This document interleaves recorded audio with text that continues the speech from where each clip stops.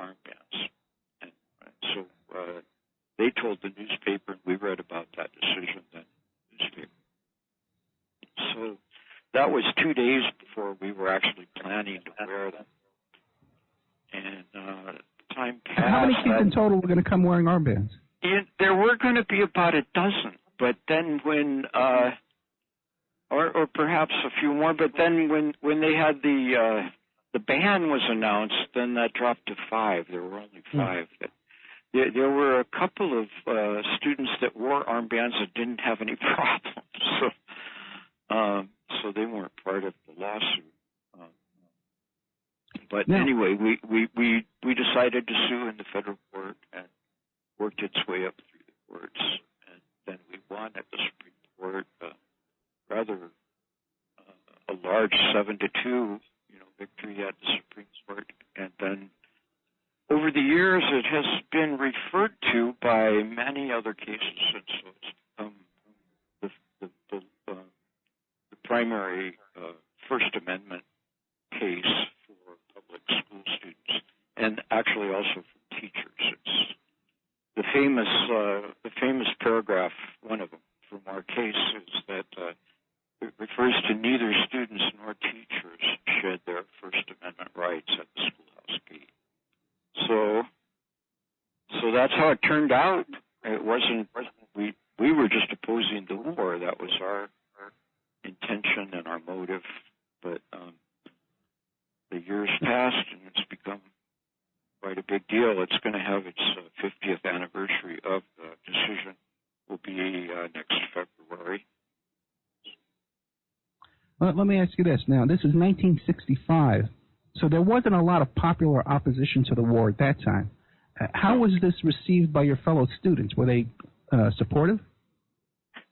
It's funny because, like my friends, I grew up during the Civil Rights Movement, and my parents were involved in it. So I went to civil rights demonstrations, and I was called the N-word lover at school. I mean, I was really bullied over that. I kind of grew up with those expectations in a way. I forget where we were going with that. Were you well received by your classmates? Oh, yeah. Well, as a result, everyone knew, where I was on civil rights and the war. I didn't hide my opinions, and I was just a kid. But kids have opinions, and they pick up opinions, and they talk about things. So my friends that I already had, they already knew those things about me. So they stayed with me, and some of the kids at school bullied me. Really, they harassed me. They called me a coward or a commie, things like that. But most people really just didn't care. That was a real surprising thing to me. It's a lot of I talk about this to student groups, teacher groups. And so I get asked those questions quite a bit, but the real answer to that, how did people react question, is most of them don't react at all. But anyway, it was a real mix. It was a spectrum from people being proud of me, like I had a history teacher who actually bumped my grade up from a B to an A. He said he knew another teacher had knocked me down a grade over it, so he was compensating. And another teacher invited me to talk to his students several different years. I wore it in 10th grade, so I had 2 more years of school there. And one teacher every year would have me talk to his students about the war in Vietnam. So that was really. So you were planning on wearing the armbands, but then they passed a rule saying that you weren't allowed to wear them, but you wore them anyway? Is that what happened? Yeah. Yep, that's what happened. I got on the phone. We hadn't met again as a group, the students that were going to wear the armbands, after we had heard about the ban on the armbands. And so that morning, about 7 7:15, I guess. I got on the phone, and my younger sister had already gone to school with an armband. But I got on the phone and suggested that we hold off until we have a chance to meet together, discuss this new circumstance of the principals saying we couldn't do it. But a couple went to school anyway that day and got kicked out, and the rest of them waited. And then we called in the afternoon. We called after school. We called to the school board and tried to talk to the president of the school board to explain that we were not going to be disruptive. We were just going to wear these black pieces of cloth. And he said he didn't care. He didn't want to talk to us even. So at that point, I felt thoroughly justified to go ahead and wear it. And the next day I did. I could tell you a little more of the story. The actual getting kicked out part. Let's hear that. Yeah. I'd been wearing the armband all morning over a suit jacket. It was kind of dark. It wasn't black, but nobody really saw the armband, or those that didn't say anything. And my math teacher, I'm pretty sure, saw it, but he just didn't say anything. So I took off my suit jacket after gym class. I just got dressed again with just my white shirt and an armband over it, and it stood out really well. And then I went to the cafeteria for lunch and sat with my friends there. And some kids came over and were kind of harassing me and calling me a commie and this and that. And a football player came up and said, you guys have your opinion about the war. John has his opinion about the war, and John has a right to his opinion, so leave him alone. And I'm thinking, wow, this is a jock, and here he is defending me. And I thought that was pretty cool. And then an office worker saw it. She took the news back to the office, so I was called into the office. That was quite a conversation. It was a long conversation, and he didn't bully me. He was calm, tried to convince me that I was wrong. He had been a Vietnam or a Korean War veteran, and he said sometimes maybe I don't understand how during a war it's important to support your country. He said maybe I've been listening to the wrong people. Maybe I've been listening to some communist propaganda. So on. I mean, he was paternalistic toward me, but he was also kind of respectful. And then at the end, he said, "Now I'm going to ask you to take that off, and if you take it off, you can go back to school, and it'll be just like nothing happened." I said, "But I don't think you're going to take it off, are you?" So anyway, he kicked me out. He said, "Well, I'm going to have to send you home." Anyway, it was interesting to me because the level of conflict wasn't really as great as you might think. I don't know. I guess my principal, he could have said, "No, let's not have the band," back when they had the meeting of the principals. But I think they were embarrassed by us. They felt vulnerable to the community to have any of their students expressing an opinion against the war, because the war propaganda really was such a strong factor, and everybody was being influenced by the administration line because of the limited number of news outlets and so on.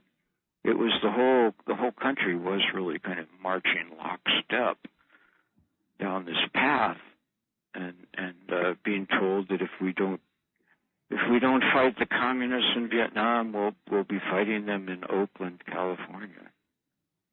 It was really hard. It was a whole other world. It was a whole other world in 1965, and I was born in 1962, and I'm from the Bronx. Yeah, right. But even still, I heard a story you told. I think it was on C-SPAN, where there was only one black family in your neighborhood, and they weren't allowed to swim in the public pool. Yep. In 1965. No, that was in the 50s. Okay. that was in a small town in Iowa that my dad was the Methodist minister in that town. And there was one family, and the kids weren't allowed to swim in the swimming pool. And it was like the church youth group found out about that, and they decided to take it up with the city council. And instead of just correcting the problem, the city council got upset by it all, and the people that were in my dad's church said that he was causing conflict and controversy in the community, and they didn't want that, so they asked him to leave. And interestingly, when we got to Des Moines, to his next church, a very similar thing happened. We had invited our black friends. By then, our mother was set that we were going to know some black kids. We were going to be friends with some black kids. So she made connections. She made friends in the black community, and her friends that had kids became our friends. And so we invited them to go to church with us, and the same kind of thing. They didn't want black people in the church, so they asked our dad to leave again. It just broke his heart. It really did. He thought he was of the Christian school of thought called the social gospel. His thinking was that if you could just get people to understand that we're all part of humanity, then we could make a peaceful world. And that's what he was expecting would happen. But instead, he was getting kicked out of church. And so anyway, that's when the Quakers, who have a long history of taking dissident positions, they asked him. They were very happy to have someone who had been involved in the civil rights movement. So at that point, we started attending the Quaker meeting, and that was very enriching to our experience, too. It's fascinating because, I tell my audience that I'm a socialist, and I'm also a Christian. I'm a born-again Christian. And to some people, it makes their head explode. They just can't get the concept. It's like, what? That's impossible. Just watch their head explode. Now, I have a quick question for you. Now, you've been influenced a great deal by your parents, what they've instilled in you, their morals and their beliefs. How about your brothers and sisters? Did any of them lose their path and vote for Trump or anything like that? Or are they still... no, not really. Our older brother, the firstborn, like when we were growing up and we were turning into hippies, he was kind of turning into a cowboy. So he's very blue collar and very competent heating and air conditioning technician, self-employed. But his politics are mainstream Democratic Party. So our big argument was over Hillary Clinton, and he was insisting that we must support Hillary Clinton. I was insisting that no, not necessarily.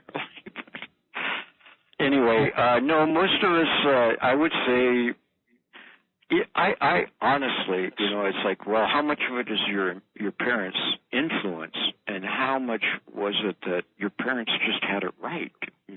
That's really how I kind of view it, and I've never really. It all just made so much sense. The worldview that I got from them made so much sense that I still have it. It's like I still see things in roughly the same way. Now, how did it come about that the ACLU heard about your situation there? Well, we got a call from a guy named what's his first name, Kunstler. Oh, really? William Kunstler? Yeah, William Kunstler called us right up, and he said he would be our lawyer pro bono, because he thought we had a First Amendment case. And so my parents asked around to the people they knew, who is William Kunstler? And I said, no, don't use him. He's too radical. So the